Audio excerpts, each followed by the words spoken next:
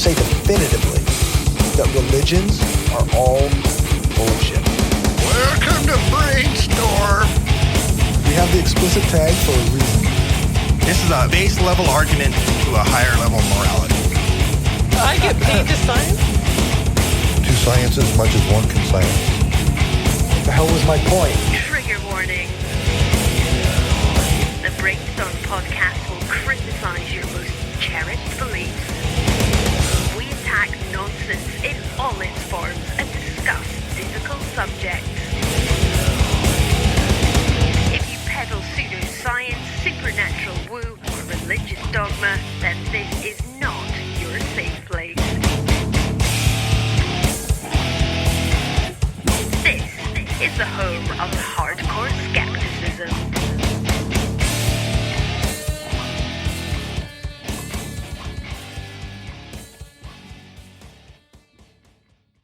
Hi and welcome to the Brainstorm Podcast Skeptic Studio, where we do interviews, major topics, and news related to skepticism and atheism.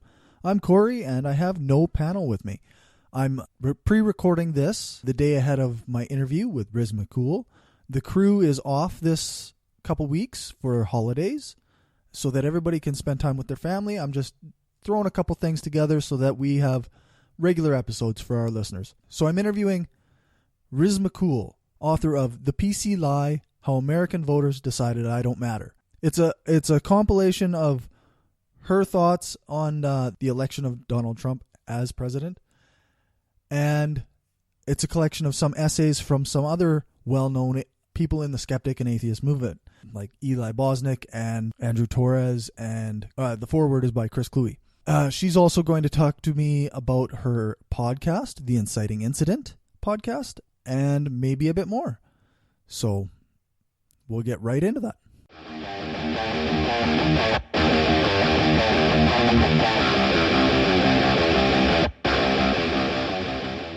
Welcome to the Brainstorm Podcast. Thank you.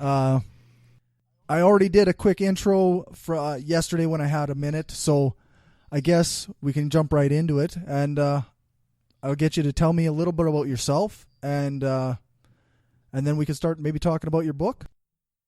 So, who is Marissa McCool? Well, I am Marissa McCool. I'm 31. I'm a senior at the University of Pennsylvania. I am a trans woman, and I'm recently a published author. So, Marissa McCool is the name that I've had for my feminine personality since I was 18, and when I came out, it seemed only naturally to keep using it because that's how the people who knew me. So that's the short story. I noticed on the on your book, the cover, your name is Marissa, but when I was listening to your podcast, they referred to you as Riz. Is there a reason for the nickname or the change in name? Well, Marissa's the full name. Riz was something I started using with people who knew about me before I was publicly out because it was somewhat genderless and it was too confusing at times to sort of switch back and forth. So, Marissa is definitely feminine, but Riz was something that people could call me anytime, and it wouldn't tip off people because I don't exactly live in the most open place in the world. So it was good to have something that didn't make people look twice if it wasn't necessary. Right. That makes sense. So how long have you been out, if that's okay to ask? Like, don't worry. I don't want to ask anything that's too... If for some reason I'm offended by something, I will gently let you know. This isn't the first time I've had to navigate the questions. Right. Yeah, I suppose, It's probably... You've done a number of interviews over the last few days anyway, I have. It's fun trying to keep track of all of them and what I said, because some people will come to me and say, yeah, I heard you on this one, and you said this. I'm sure I did. Yeah. So I've been out only for a couple months, and my book was sort of me kicking down the closet door. I first developed the personality in the name when I was about 18, so, early aughts.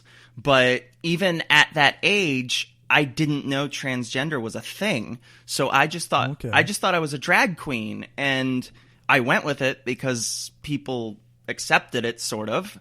But they treated it like a joke. It would be like, hey, dress up as Marissa. We'll go to Walmart. It'll be funny. And then, later in my 20s, I came out in a Facebook group as a drag queen.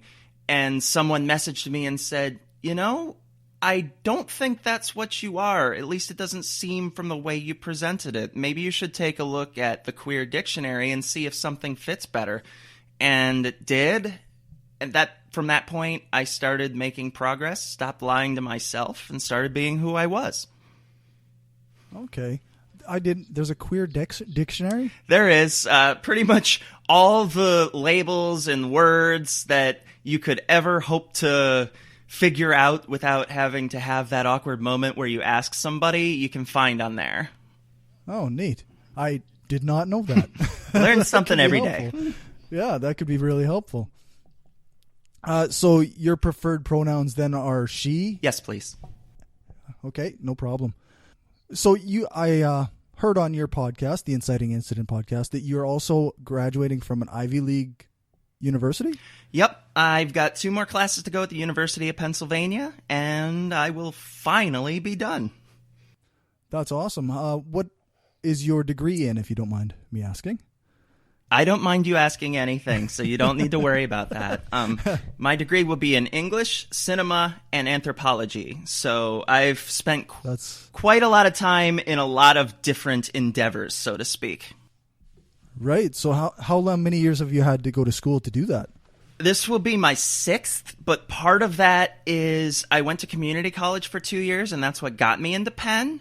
And when I transferred there, they accepted almost nothing. So I essentially had to start over. So I've been at Penn for 4 years. I've been in school for 6. Okay. That's actually not bad, I guess. It wouldn't be as bad if I didn't have a 100-mile commute. So yeah, that makes it I'm ready for tough, that to be done. I bet, yeah. Any plans for after graduation? Yep, I've applied to grad school at the University of Minnesota, and I have no reason to believe that I won't get in. I've looked through their program, and they have an excellent English postgrad program with only 17 students at their Duluth campus. And I used to live in Minnesota. It's a much safer area for LGBT people, so the plan is right now to move up there because I have no reason to think that I won't get accepted. That's fantastic. Thank you. So I guess I'll ask you about your book. This is your first book, The PC Lie, How American Voters Decided I Don't Matter. It's actually my 6th book, but it's my 6th book. It's my first under this name. Oh, okay. What are your other books? I have a fantasy fiction series that I wrote called The Elven Warrior. And neat. I have a comedy satire that I wrote about working in a mall called The Customer Is Always Right. And I wrote a book about what it was like to be a pro wrestler, because I was. And that one was called Taking Bumps, How I Made $49 in Pro Wrestling. Wow. So I had it. Sounds like a fascinating book. I had a unique story, to say the least. Right, yeah. Professional wrestling, eh? Yep. How long were you into that? 2 or 3 years. I definitely wasn't cut out for it for reasons that extend beyond my gender identity, but I was just awkward, and it was difficult. It's an extremely difficult business to get into. It's very antiquated as far as business and regulations go. But I got ahead and got to places that I probably shouldn't have been because I tried harder than anybody else who was trying to get into it at that time. So I got to train under some people who are in WWE now just because, like I said, I tried that much harder. And I quit one day when I took a simple fall and just felt something in my back move the wrong way. And I decided I needed to get out of it. And it was only a couple years later that I started having severe memory problems that I realized I had probably suffered at least 4 concussions without having them treated. So yeah, you don't want to mess around with that. No. So what I do now in terms of wrestling is I write for a site called lordsofpain.net under the moniker Al Layman. I haven't really been out there, but I post my podcast there, so some people probably know it. And I review the televised product and sort of give my take as someone who participated in the business. But at the same time, I get a ton of people who message me saying, I want to be a pro wrestler. What should I do? And the first thing I usually say is, don't. But if you're going to, here's what you need to do. Right. Don't. That's probably safe advice. Yeah, it's even some of the people that I went to when I wanted to get into the business were like, pick another passion. It's a bad business. And it really is. The stuff on television is bad enough with being considered independent contractors and having to pay for their own travel. But on the independent level, there's no regulation at all, except for maybe in some states you can't use blood. So I would see people making $25 with obvious steroid side effects like back acne and things like that. And, you could be there for 12, 16 hours a day and sometimes not even get paid at all. So I wouldn't trade it. I wouldn't not do it over again, but it's a business that sort of flies under the radar and has probably damaged a lot of physical and mental health. Wow. Yeah, I don't know. I don't know that much about wrestling, but it always has kind of fascinated me as like a cultural thing, because there's the fans who are fans of it some of them are super diehard and go to like local events constantly, and it's an interesting, almost separate world. It's its own subculture for sure. Once you get immersed in it, you really see the diversity, shall we say. Right. But the ones who go to the local events, especially in small towns, are the most fun because they still think it's real. So I would often mess around with them because usually the people I was facing were friends of mine. So when fans were around, we would just try to insult each other in the most ridiculous way and then just look at people around us going, "Oh my God, they're really fighting." Like, it was great. It was That's awesome. It was so much fun. I bet. The other nice thing about working in small towns is you could do the exact same match that you did in another town the previous night because they didn't see it. So right, nobody's traveling between the towns, kind of thing, to see them, right? Exactly. So there would be times where we would just do some off the wall shit and see if people reacted to it. Like one time, I did a character basically doing my Heath Ledger Joker impression, and I talked to a sword and put it in a dress. So I'm just sitting there going, "Yeah, I brought my friend here. I had to pick her up from school. She has this unfortunate habit of spilling blood on the principal's desk." And it was freedom to be bizarre and experiment. For sure, that's awesome.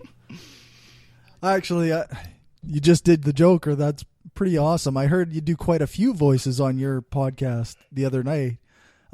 Is that something you've always been able to do? Yeah. I've been doing voices since I was a little kid, and it was a way to get attention.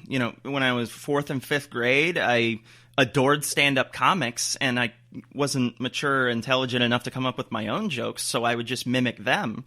And it wasn't until either junior high or high school where I would just rattle off some quotes or references, and people go, "Wow, you did that really well." So now it's more of I hear a voice and I can try to do it. It doesn't always work, but I have a pretty wide variety of voices that I like to do.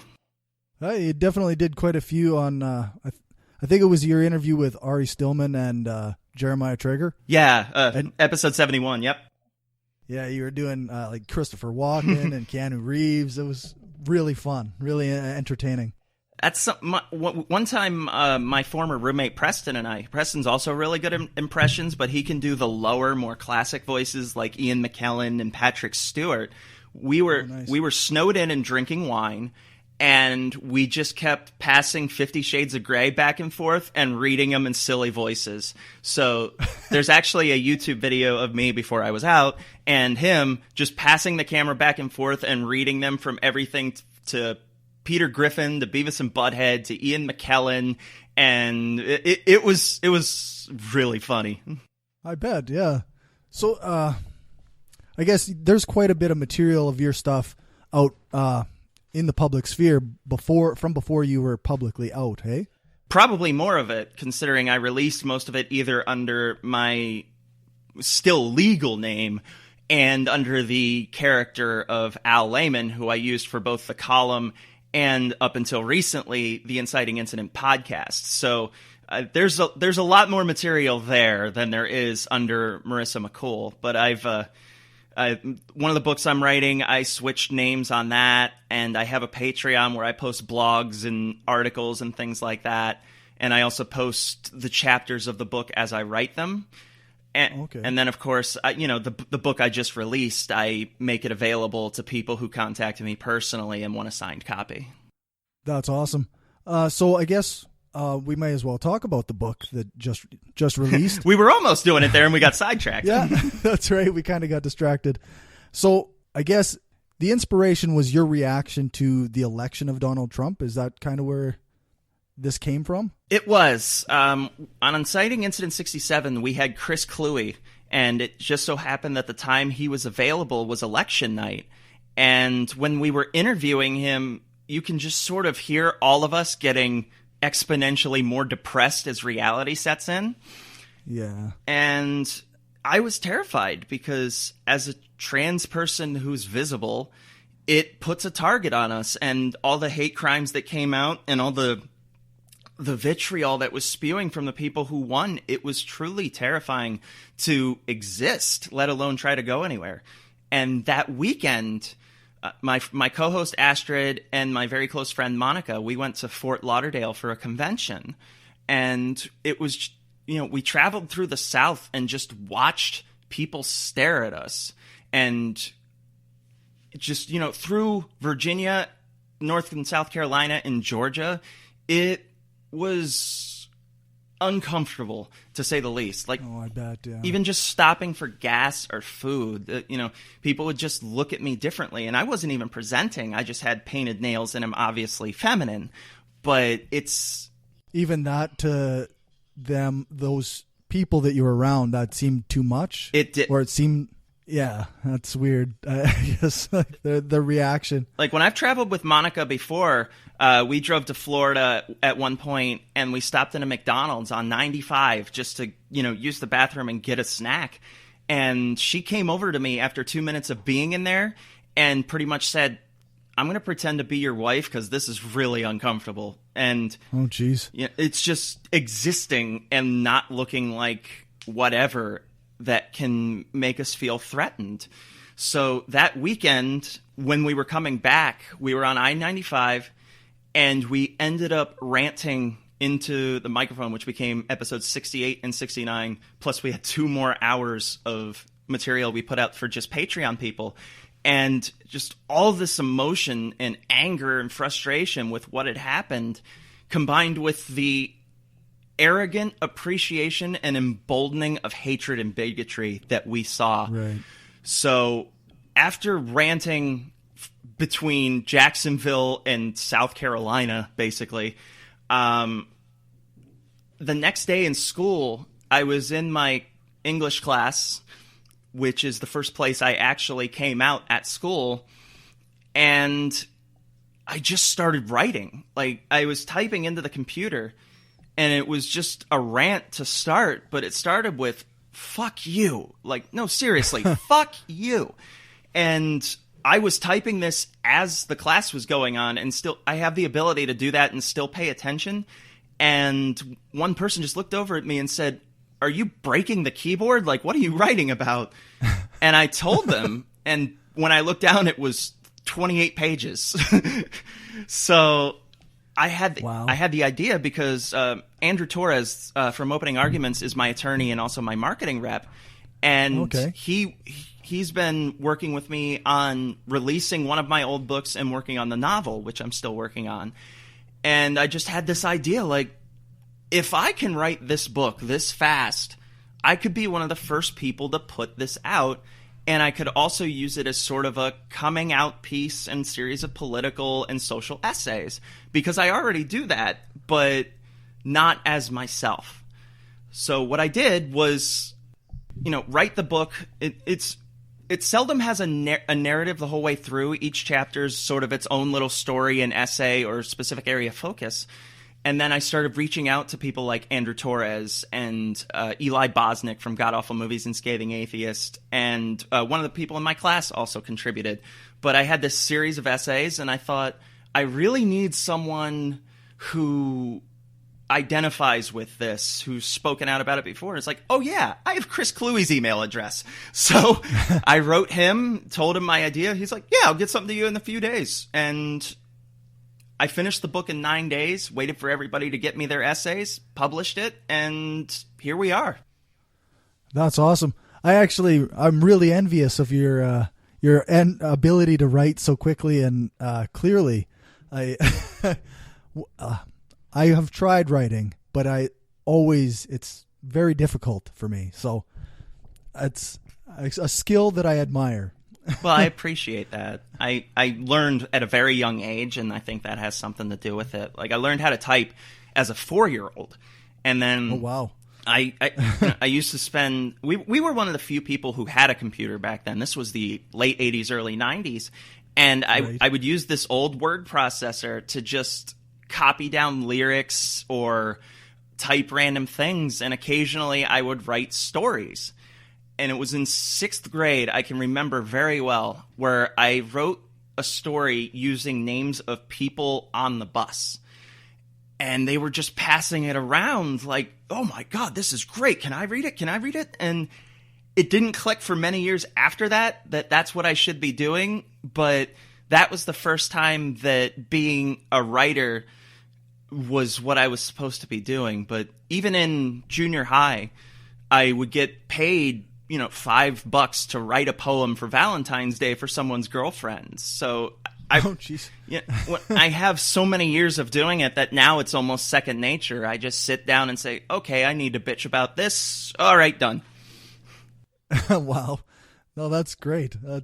I only got about halfway through the first chapter. I ended up with a super busy week at work this week, but maybe you can tell me a bit about I know the very first chapter is very frustrated, but did the tone change much throughout the book, or? I would say the rest isn't as much of a rant as it is me explaining who I am and giving specific focus to what can we do, how can we think better, how can we take better care of each other, what's it like coming from this perspective. Here, I'll even grab a copy. Sure. I got the book right here. I'll go through some of the chapters. Like, the first one is the reaction, and then even the second chapter is just me sort of explaining how I got to this point, a longer version of what I was telling you. And, different summaries of chapters. One's, it's been 1 week. Here's what's changed since the election. PC, safe spaces, and trigger warnings. Me explaining how those words have been co-opted. Nice. Different there's one's just called words, which is, hey, here's some words that are shitty and why. Facebook activism. I wrote a letter to my rapist, which is unfortunately a very true story. And I wrote a letter to people in the closet telling them that they don't have to come out to be valid, and nobody can make them do that before they're ready, if they even want to. They don't have to do that to be valid or matter. I even described my wedding with my husband, who everybody in my family thought it was a wedding of the reverse gender dynamic. But for most people who were there, we put in a lot of subtle references to how it was actually not that way. Like, I was the one wearing white, and I was the one who came out last. And, it's just... Right. Our family thought it was a straight wedding, and it was. It was just the opposite of what they thought it was. And, right. But most of the friends who were there were like, yeah, we're doing this for the family, but then sometime in the future, we're going to do the real ceremony. Right. So just to clarify for listeners, your husband is a trans man. Correct. Okay. So it would be, I guess, for quote unquote traditional people, that might be hard to wrap their heads around the marriage of a trans man to a trans woman when they're thinking of it the other way. It's really not, if you've ever spent time around us, and that's been the reaction to most people who know us, not non-relatives, because nobody outside of family members has given us any trouble whatsoever.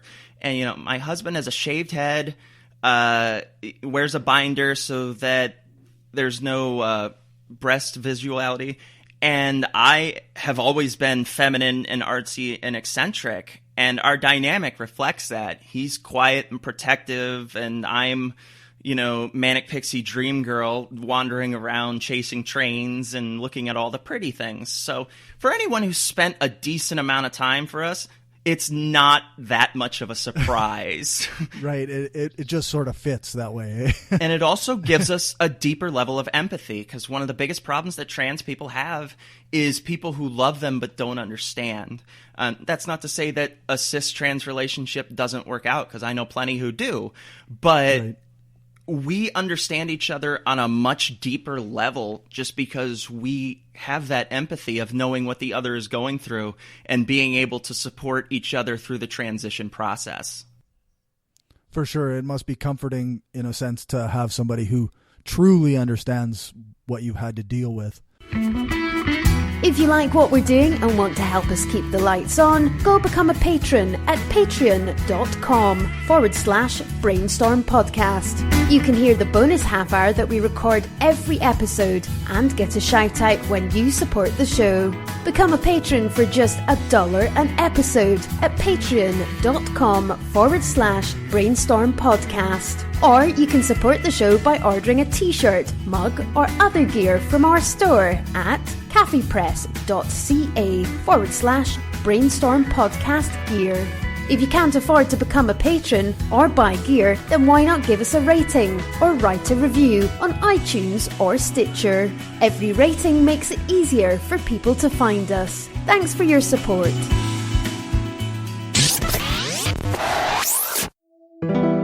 We are given one life, full of billions of small and large decisions. To be somebody, to change, to be kind, to give hope, to become a better person, and to leave a lasting impact on this planet. It is a decision to be made every single day while your heart is still beating. We've made our decision. Absence of clothing, atheist and science-based apparel and merchandise, donating 50% of our profits to charity. Look good and feel good, without God. Check us out at absenceofclothing.com and find us on Facebook, Twitter, Instagram, and Pinterest for discount codes and other sweet swag. Use the code BRAINSTORM at absenceofclothing.com and get 10% off. Hi, my name's Callie. And I'm Ari. If you're like most of us, you're very concerned about the gay agenda's plans for world domination. Are you tired of seeing glitter all over every damn thing? Do you hate rainbows as much as any other red-blooded American? Then we have the answer for all your baseless fears and unjustified paranoia. Presented exclusively on Secular Media Network, the Gaytheist Manifesto is your source for news, commentary, discussion, and debate at the intersection of the atheist movement and the LGBT rights movement. You can find us on Spreaker, iTunes, and at gaytheistmanifesto.secularmediagroup.com. If you're not ready to get in line for your mandatory gay marriage and you're terrified of short-haired women in pantsuits, come have a listen and get up to date on their plans. You'll be glad you did. So I guess one of your chapters you mentioned is about trigger warnings and safe spaces. And what is your take on the whole trigger warnings and safe spaces thing? There seems to be so much backlash against these ideas from people who don't even really know what they are. Yeah, and the whole PC thing, for a lot of people, they think it's, oh, everybody's so offended over everything, and I can't say anything anymore. Most of the time when I hear people complaining about that, it's because they have a shitty opinion and got called out on it. And right. It often comes from a marginalized group that is no longer willing to take that shit lying down, to be bullied, and they speak up for themselves, and then, typically straight cis white men will throw up their arms and go, geez, I can't even do anything anymore. Everybody gets offended so easily. Well, the whole struggle of the white cis male is a real thing, eh? That was sarcasm. Here's something I said in the book. PC culture didn't create or elect Donald Trump. The myth of what PC is merely gave him an avenue to exploit bottled up anger and direct it toward an other. Whether it be Muslims, Mexican, women, that's not the point at all. Trump framed his PC rhetoric around the idea that politically correct meant anything that fell out of his mouth into a microphone that other people didn't particularly care for. Note that when everyone else was just quote-unquote wrong about him mocking a disabled reporter, it was blamed on everyone getting all PC about it. Read once again with replacing PC with not being an asshole. Wash, rinse, repeat. And safe spaces, it's the same thing. Nobody expects everywhere they go to be completely safe, and nor is it something that's utilized to protect you from reality. But for someone like me, who likely doesn't have very many safe places to go, the LGBT center at our campus, for instance, that is a safe space where I can go and I won't have to worry about transphobia or someone asking me an inappropriate question or giving me a funny look. That's what a safe space is. It's a place away from the world where you can go to get away for a while. It's not wrapping yourself in bubble wrap and ignoring the world because something might offend you. Of course there are people who take it to that extreme, but name one idea that doesn't. And trigger warnings are the same way. Most of the time, a trigger warning warns you about graphic rape or violence or, maybe seeing dead bodies on a field trip for anthropology or something like that. Usually it's just hey, this might upset some people, so be ready. It's not, oh my God, I can't handle anything or I'll get upset. Blah, blah, blah. There's this hypothetical other that people like that have created where they think that all millennials need to be shielded from everything and protected because they're so easily offended, and that's just not the case. Yeah, I find it actually kind of amusing because some of the people who I've seen now complaining about millennials are actually of the same age as like older millennials. Like there's millennials who are over 30 now, so yeah, I'm one of them. Right. So complaining about somebody who's like a year younger than you because their whole generation has something wrong with it is a bit confused at the very least. Well, yeah, and it's something that every generation has done about every other generation to the beginning of civilization. There's always that, the younger generation is so entitled and has no respect. It's like, no, They've always been that way. You just aren't that way anymore, and you realize how much of a dick you probably were as a kid. So, I'm not convinced some of them know how big of a dick they were when they were young. Probably not. They probably think they were awesome. Yeah, that's right. Oh, I didn't act like that. I was amazing. Mm-hmm. It was everybody else. Yeah, that's right. I recently, I guess we're, sorry, I'm just going to derail a little bit. Go for it. I recently saw a post from my hometown where everybody's being reminiscent about, back when I was a kid in Weyburn, we used to show respect to our elders and we didn't wreck things and we didn't do this and we didn't do that. And I'm thinking, like, did you guys live in the same town as me at the same time as I did? Like, we were drunken assholes right from age 12. Like, this is not, we were not saints. No. By any stretch. Nor should we be expected to. It's, I think it was Bill Maher who said something along the lines of, nobody has their shit together at 22, and you shouldn't be afraid of the people who don't. You should be afraid of the people who pretend they do, because they're usually the biggest freaks of all. The people who pretend that they never went through youth or got into trouble or experimented. It's a ridiculous double standard that this particular country tends to enforce on everybody, to pretend that they never were a rebel youth at some point. Right. And even those of us who had nothing to rebel against rebelled against something because it was fun. We grew up in the 90s. Right. I mean, yeah, that's right. Angst was kind of the definition of that decade. So my favorite show of all time is Daria. I grew up in the counterculture, everything sucks mindset. It's just part of the deal. That's right. Yeah, no, exactly. You got a few different essays from well-known atheists and skeptics. Was there anybody that you wanted to get into the book that you didn't get a chance to contact or couldn't get a hold of? Not in the atheist community. Pretty much the people I reached out to were the ones I wanted involved, because Eli Bosnick is very into the social justice thing, and he goes on podcasts all the time to talk about it. And Andrew Torres is awesome. So, those two were the ones I really aimed for. Two of the writers were from the Oh Really radio show. They reached out to me to ask if they could be included.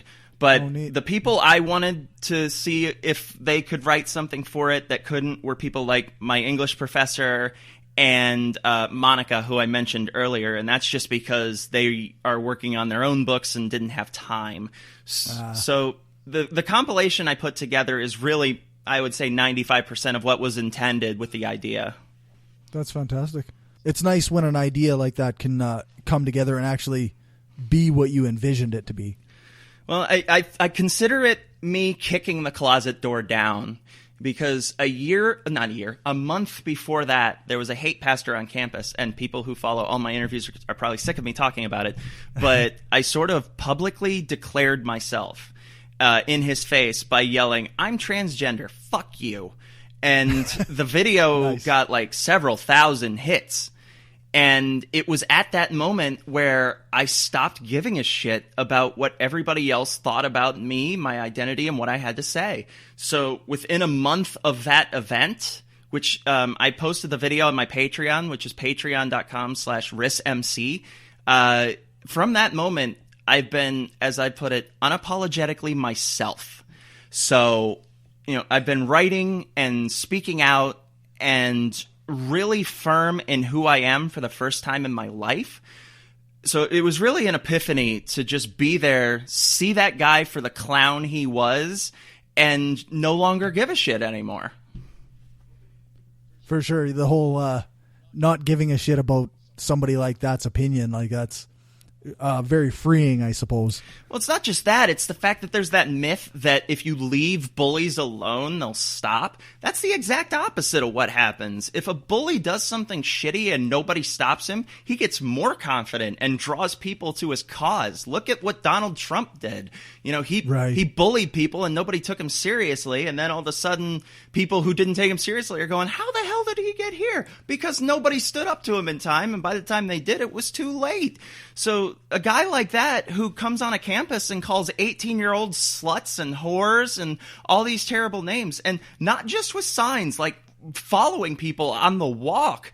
That's the first reason I went up there, because I'm 31. I can handle the stupid bullshit he says, but he was making kids cry for having an exposed shoulder or not being born in the same religion.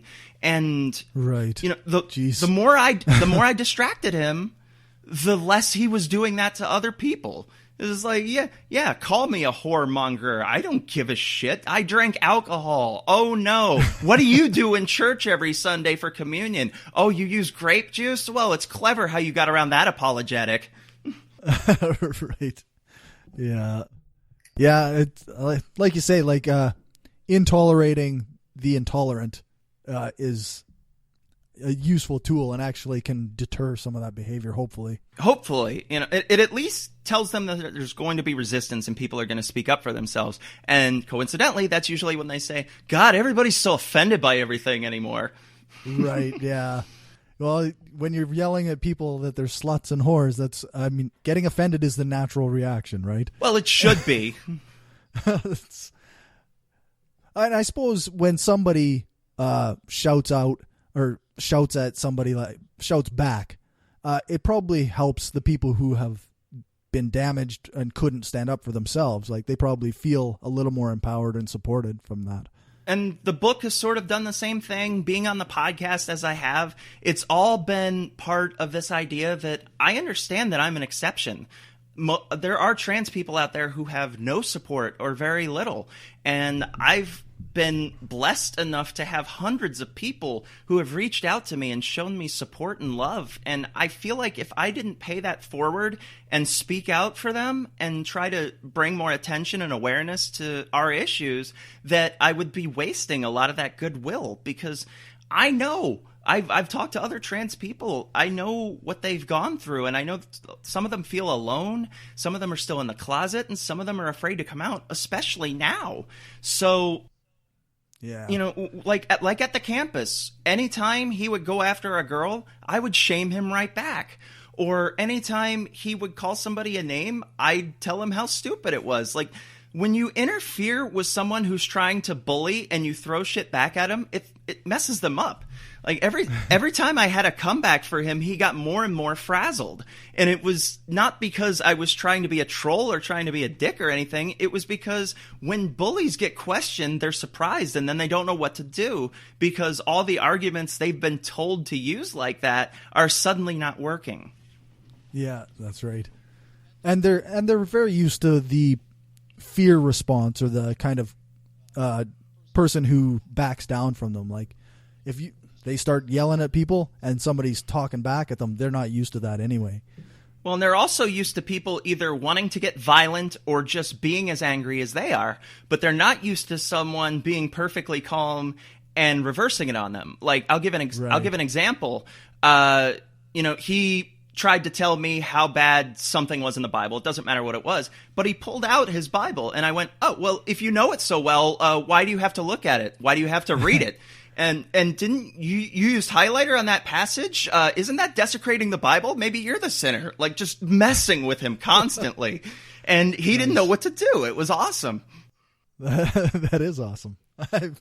That's quite good. And there were like 100 people standing around watching, and I kept making a joke that his Bible was desecrated by the homo highlighter. So you can actually hear people in the video saying, yep, he used the homo highlighter. It was phenomenal. I loved it. Nice. And you said that video's on YouTube? It's on my Patreon, which is where Okay. I post all my writing and stuff, which is patreon.com/RISMC, RISMC. That should be public view, though, because it's just the center view of the profile. I mean, if you want to support my writing, please do, but you can see that without having to become a patron. Well, I'll definitely share a link in show notes for that. Much appreciated. Yeah. So I guess you've been part of the Inciting Incident podcast for over 70 episodes now.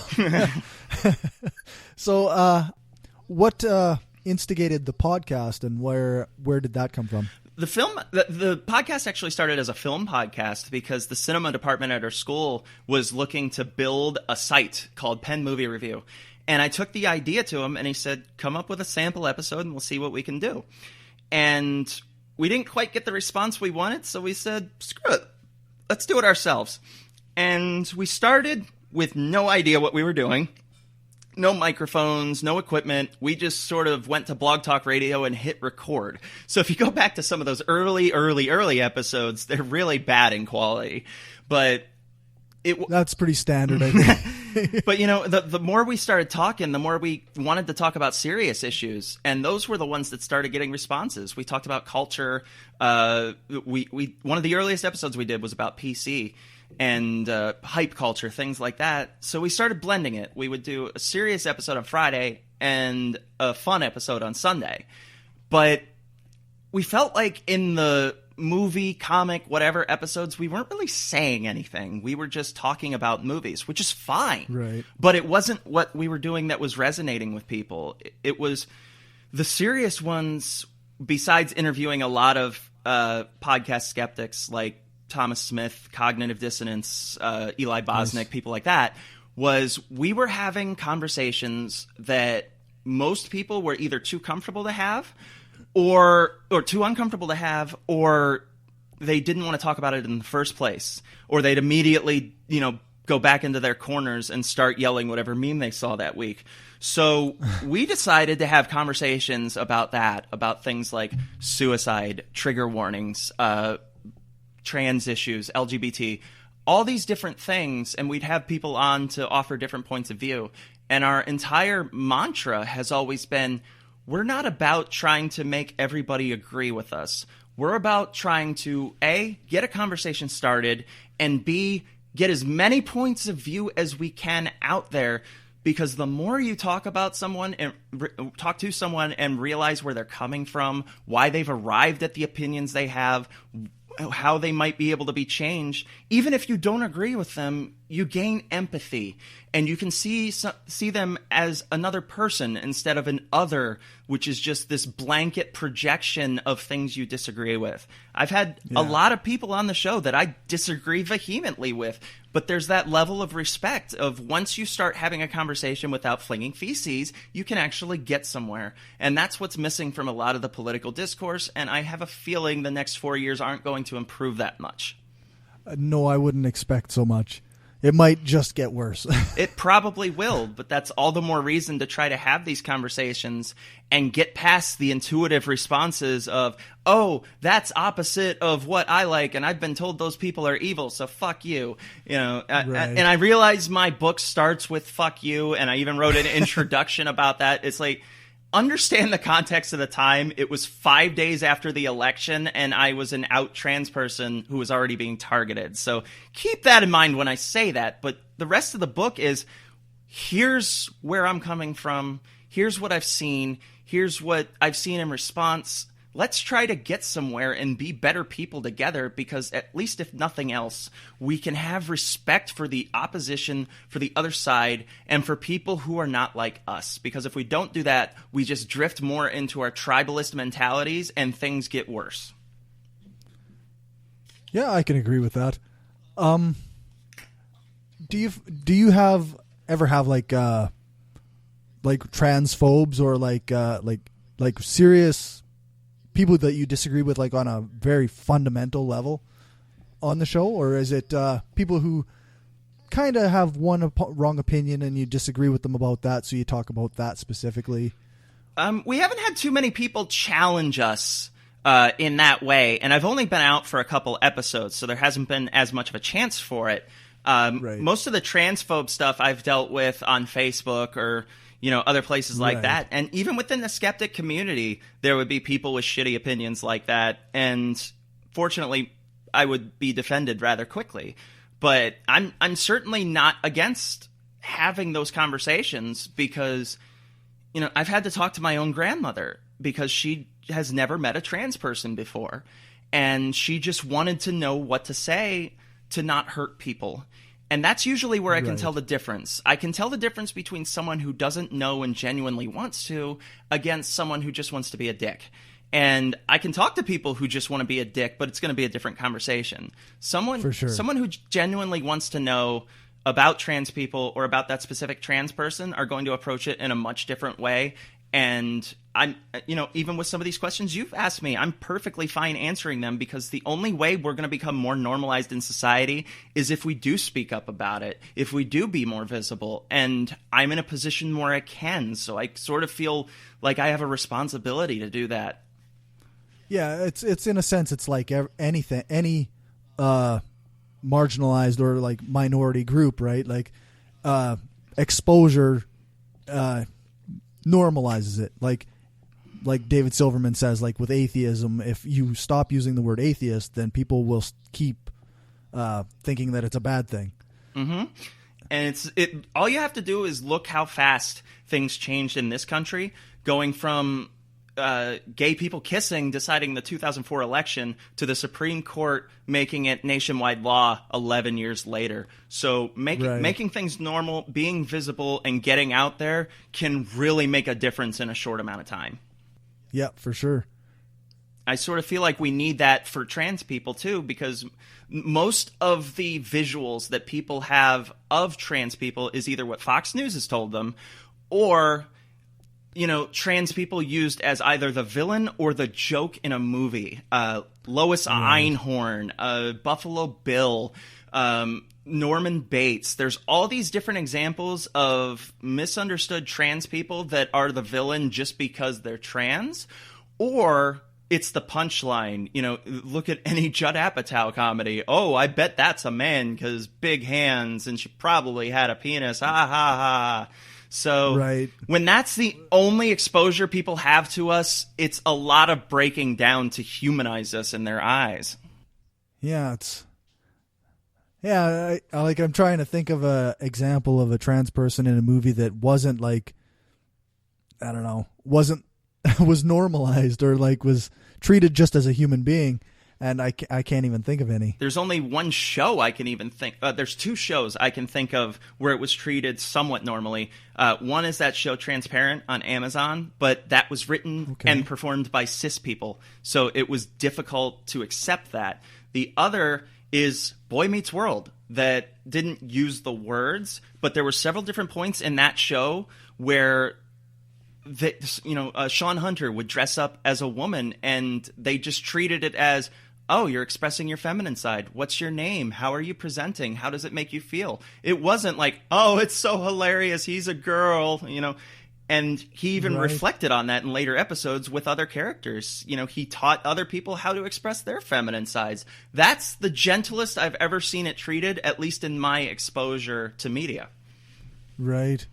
Yeah, It's interesting because I recently was talking to Uber47 from the Secular Barbershop podcast, and once he pointed to kind of signals of racism in shows that I had never given it a second thought about. Now you can't unsee it, right? Like there's racism in all these shows against black people that we didn't realize was there because it's I guess implicit bias, right? Yeah, there were things that were just accepted as a joke, or yep, it's funny because it's a guy in a dress. I mean, one of Aerosmith's biggest songs is "Dude Looks Like a Lady," and it's fine until you realize that was probably a person, Or another great example, like I said, Lois Einhorn in Ace Ventura: Pet Detective. Terrible person, don't get me wrong, but is someone who has visibly gone through a transition to the point where they've even had bottom surgery. But, the whole big joke is, she's actually a guy who fucks everybody, and it's hilarious because she's really a man. Well, no, she's not, because she's clearly transitioned. So things that used to be punchlines aren't so funny anymore when you attach them to real, actual people. Yeah, exactly. And then we wonder why people get offended by things. Like, obviously, if a person is a part of a group who is portrayed as a joke in a movie, I think that's fair to be offended by that. Like, people who don't understand the offense taken, I think they're lacking something. Well, I've always noticed with a lot of people that they're not necessarily bad people. It's just much easier to deny someone their voice and have to think about something than it is to change the status quo. It's a lot easier to say, oh, we don't need labels, can't we all just get along, than it is to stand up to someone saying something shitty about a trans person. It takes taking a stand, and unfortunately what's in vogue right now politically is, oh, both sides suck, I don't really pay attention to that. And that's the easy position to take. It's much harder to see someone like me maybe getting bullied or getting pushed around or even getting treated badly. It's much harder to stand up and go, hey, that's not okay. It's more difficult to take a stand and try to change things than it is to just blow them off and try to keep things as they are, especially when those issues don't affect you. Yeah, you're absolutely right. I guess on that note, I'll unless you have something specific you'd like to talk about, I will get you to plug your stuff and then we'll... Well, I'm from the Inciting Incident podcast, which you can find pretty much anywhere that has a podcast. The homepage is incitingincident.libsyn.com. iTunes, Google Play, Stitcher, all those good places. My book is available on Amazon, CreateSpace, or if you want a personalized signed copy by either just me or me and Chris Cluey, you can email me at rismcwriting@gmail.com. And I can send you an invoice because I order copies for that and then send them to California so Chris can sign them. And like I said, I have a Patreon page, which is where I post articles that I write. I just wrote one today about questions that people ask me about how my personality might have changed, and I have to explain to them, no, it's still me. The name and gender are different, but it's still me. I didn't go anywhere. So yeah, you were kind of still the same person the whole time, eh? Yeah, I just, am more open about all of it now. So, Like I said, that's patreon.com/RissMC. That's where I post most of my writing, and that's the easiest way to follow everything I do and be the first to do it. Fantastic. Well, thanks for joining me. Absolutely. I really appreciate it. It was a great conversation. Yeah, and I'm happy to have one anytime. Well, I would love to invite you sometime during the new year onto our regular show with the rest of the crew.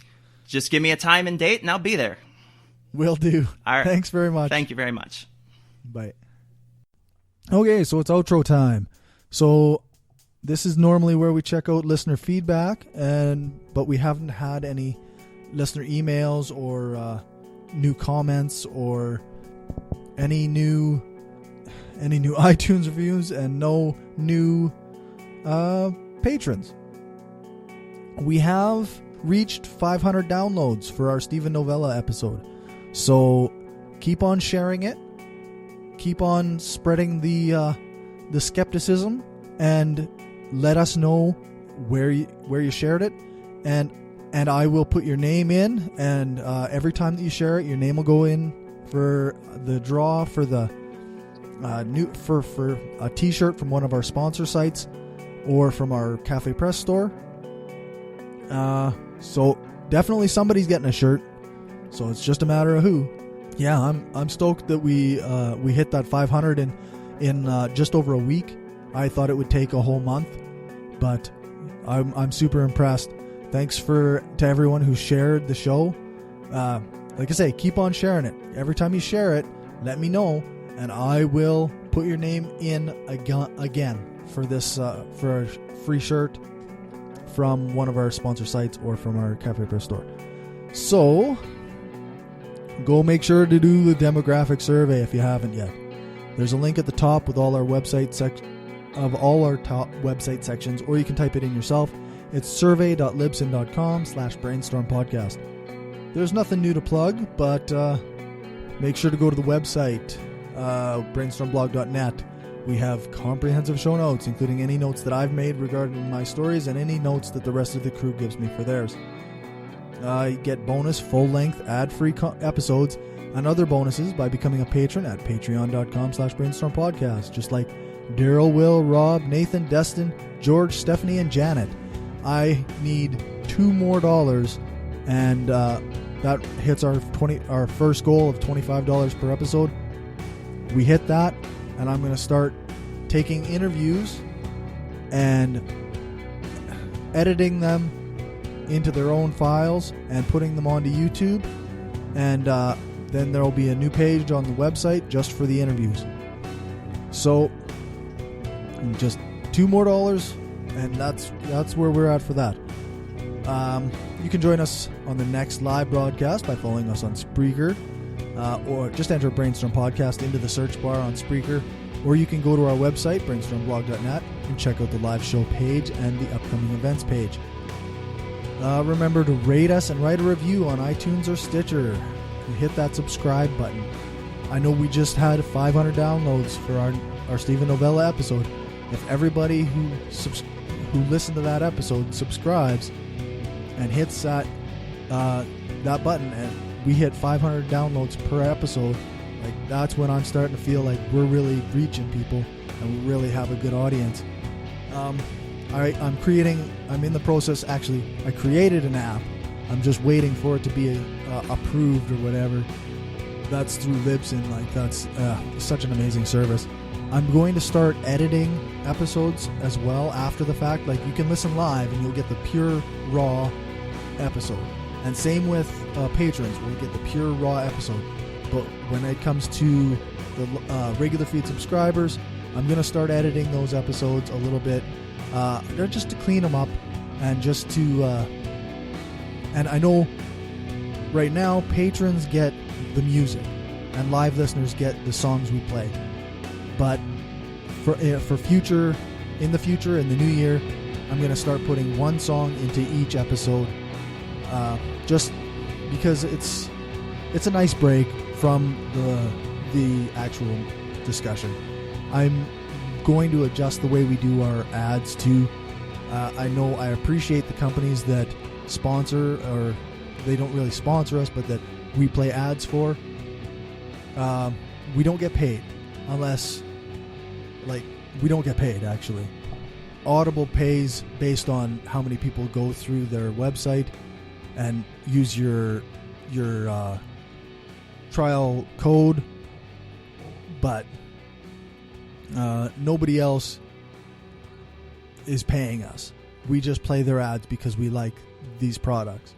So I call them sponsors, but really they're not paid sponsors. Thanks Dave for our intro music. Thanks Alex Capper-Murdoch for doing the voiceover and for the intro and some of our ads, and thanks to Jason Camo for our outro music. You can find his stuff at aloststateofmind.com. All music played is either with permission or under the SOCAN license to play. For more information on SOCAN, you can check out the music license info on our website, brainstormblog.net. T-shirts, mugs, and other cool shit is available at cafepress.ca/brainstormpodcastgear. That's for those super fans who want gear with our logo on it. There's also some Hardcore Skeptic shirts, and there's going to be some Super Skeptic shirts up there soon. We love to hear from you guys, so please shoot us an email. Anything, absolutely anything you want to send us an email about, or go to the website and hit that contact page. If you have a podcast or a website and want a shout out or have a promo to play, just shoot it to us. Let us know. Love to promote other podcasts. Love to add people to the Friends of Brainstorm page on our website. Thanks for listening. Like I say, we're live on January 6th. So I've got a couple episodes that I'm doing solo for the filler episodes while the crew is off for holidays.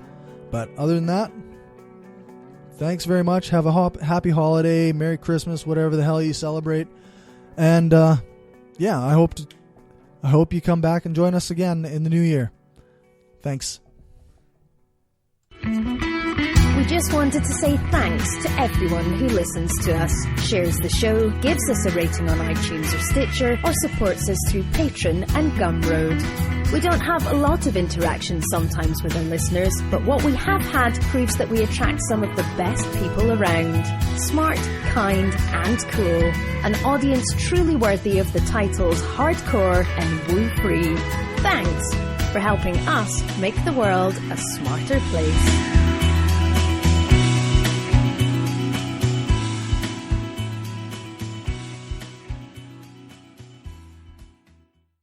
This is an opinion-based podcast. Each person on the podcast is responsible for their own opinions, and those opinions don't necessarily reflect the views of the rest of the panel. Any guests or anyone associated with the people on the podcast, such as spouses, partners, children, other family members, friends, or employers. No one person speaks for the podcast with the possible exception of Corey, and he doesn't speak for anyone else on the show. The Brainstorm podcast does not represent the views of our sponsors.